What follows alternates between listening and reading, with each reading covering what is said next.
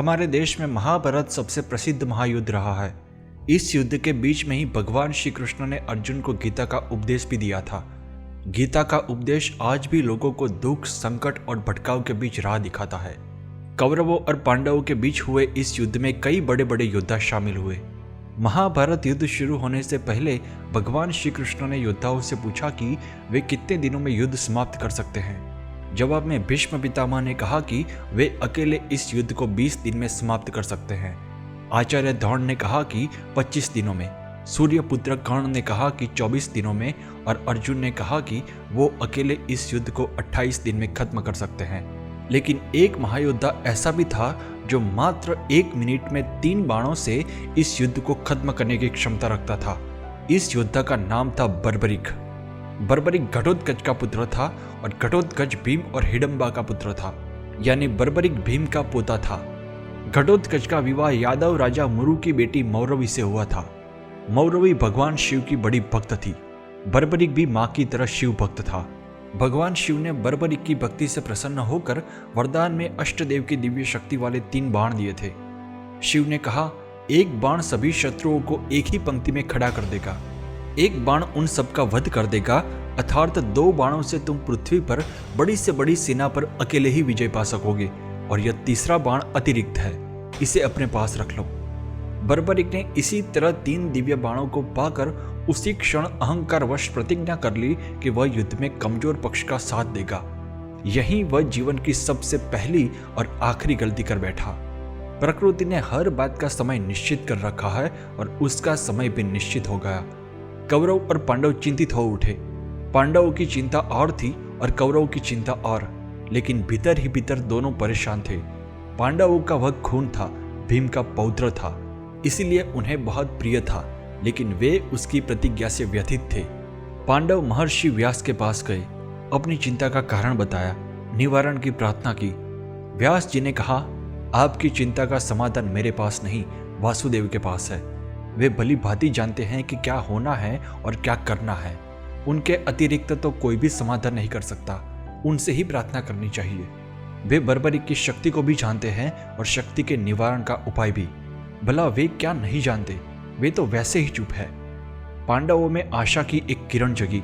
सभी कृष्ण के पास गए, कहा, आपको सब पता है, फिर भी आप चुप क्यों हैं? कोई उपाय करे, आपके बिना तो हम कुछ भी नहीं। श्री कृष्ण जानते थे पांडव उनसे जुड़े हुए हैं, उनकी शरण में हैं, और जो भी श्री कृष्ण की शरण में होता है, अपना मैं त्याग कर उनसे जुड़ जाता है, वह चिंता मुक्त हो जाता है। उसकी रक्षा का दायित्व श्री कृष्ण पर आ जाता है, और संकट की घड़ी में श्री कृष्ण ने ही पांडवों की सहायता की। श्री कृष्ण ने कहा, किसी भी समस्या के समाधान के लिए सख्त निर्णय लेना पड़ता है।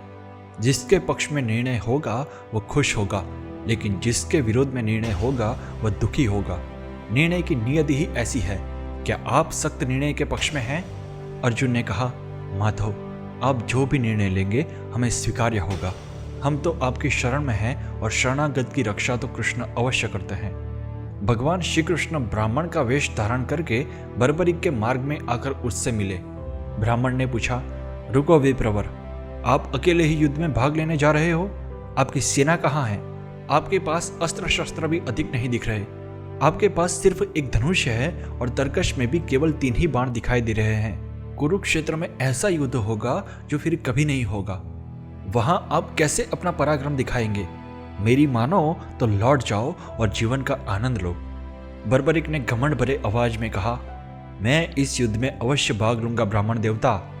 मैंने निर्बलों की सहायता करने का वचन लिया है। कौरवों और पांडवों में जिस भी पक्ष की पराजय होगी, उसके पक्ष की तरफ से मैं युद्ध करूंगा। ये 3 बाण साधारण नहीं है, दिव्य है। इस महाभारत युद्ध के लिए मेरा एक ही बाण काफी है। तीनों बाण चले तो सृष्टि का ही नाश हो जाएगा। यह बाण भगवान महादेव ने प्रसन्न होकर मुझे दिए हैं। इनकी विशेषता है कि एक बार में लक्ष्य साधते ही सभी शत्रु का नाश कर देता है, चाहे वह कहीं भी जा छिपे हो। ब्राह्मण ने पीपल के पेड़ तरफ उंगली दिखाते हुए कहा, तुम तो बातें करते हो, प्रमाण दिखाओ। मान लो यह पीपल का पेड़ एक विशाल सेना है और इसके सभी पत्ते एक एक सैनिक। कैसे तुम इन बाणों से उन्हें बेधोगे? इस पर बर्बरीक ने कहा, मैं सिर्फ बात नहीं करता ब्राह्मण देवता, प्रत्यक्ष को प्रमाण की क्या जरूरत? लीजिए, आप संतुष्टि कर लीजिए।